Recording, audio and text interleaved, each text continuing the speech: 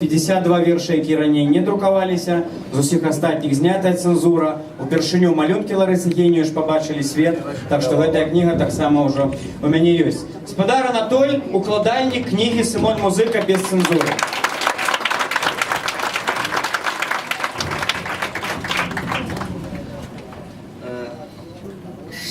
Што перш за ўсё даводзіцца гэтай кнігай?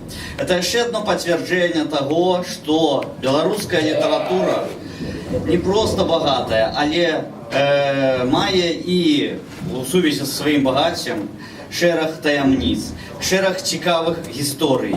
І, як сказаў Богушевич, пра мову, якая не менш людская, чым іншыя еўрапейскія мовы, так?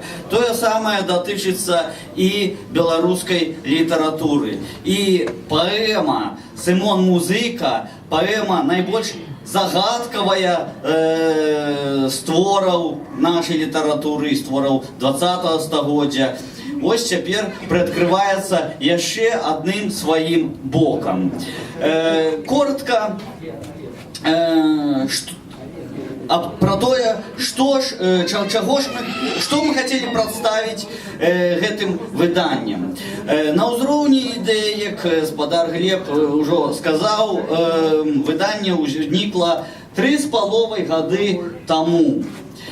Сапраўды, у 1918 годзе выходзіць першая кніжка, вокладка выкарыстана ў дызайне гэтага выдання, так? Але потым Якуб Колас дапрацоўвае паэму, і ў 1925 годзе мы маем рэдакцыю, якая пайшла пасля і ў хрэстаматыі, хаця, трэба сказаць, яшчэ і пасля гэтага яна дапрацоўвалася. Таму вырашана было, каб не грувасціць тут тлумачэннямі шаноўнага чытача, спыніцца на такім падыходзе. У аснову пакласці першую рэдакцыю, а яе дапоўніць тымі дапрацоўкамі, якія зрабіў Якуб Колас пазней, у першай палове 1920-х гадоў. Якія гэта былі дапрацоўкі? Агульна іх можна падзяліць на дзве часткі. Гэта дапрацоўкі у эстэтычным плане. Сапраўды, тут, напрыклад, рэгулярны мы маем такія уступы, вельмі прыгожыя, яны упрыгожылі паэму, але былі яшчэ дапрацоўкі у плане цэнзуры. І тут выданне гэта таксама ўсё адлюстроўвае. Яшчэ адзін важнейшы штрых. І першая рэдакцыя, і рэдакцыя заключная публікуюцца тым самым правапісам, якім публікаваліся упершыню. І ў 1918 годзе, і пасля ў газетах, і пасля кніжачкаю ў 1925 годзе. Каб вам было ўсім зразумела, публікуюцца з мяккімі знакамі. Але акрамя гэтага там вельмі шмат іншых асаблівасцей, якія вам дапамогуць пагрузіцца ў атмасферу чытацкую тагачасся, успрыняць твор такім, якім ён упершыню публікаваўся. І паўтараю, і ў першай сваёй рэдакцыі, і ў рэдакцыі 1925 года. Тут зроблена больш за 200 такіх спасылачак, тлумачэнняў. І зноў-такі стаяла задача не загрувасціць імі, а даць найбольш значныя, найбольш прынцыповыя. Таму што калі там такая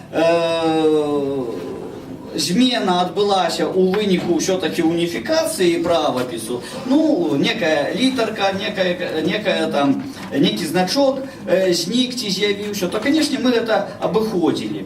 І таму, скажам, гэтае выданне нельга назваць такім навуковым, гэта хутчэй навукова-папулярнае выданне. Ну і што яшчэ важна? у двух вядомых рэдакцыях канцоўкі прынцыпова адрозніваюцца. Михась Константинович і многія іншыя гавораць пра тое, што фінал першай рэдакцыі ён эстэтычна больш цікавы. Гэта не прыніжае фінал заключнай рэдакцыі 1925 года. Але усе вось гэтыя галоўныя варыянты шаноўны чытач мае магчымасць убачыць. Прызнаюся, вельмі складана было працаваць і нават і цяпер, скажем, такі мандраж перад гэтым выданнем, таму што праведзена агромністая праца па укладанні гэтай кнігі і агромністая у тэхнічнай рэалізацыі гэтай кнігі. Таму, канешне, думаю, не кожнага густ гэтае выданне задаволіць, але я думаю, што цікавасць адчуе сапраўдны беларускі чытач, чытаючы гэту кнігу і разбіраючыся ва ўсіх магчымых варыянтах.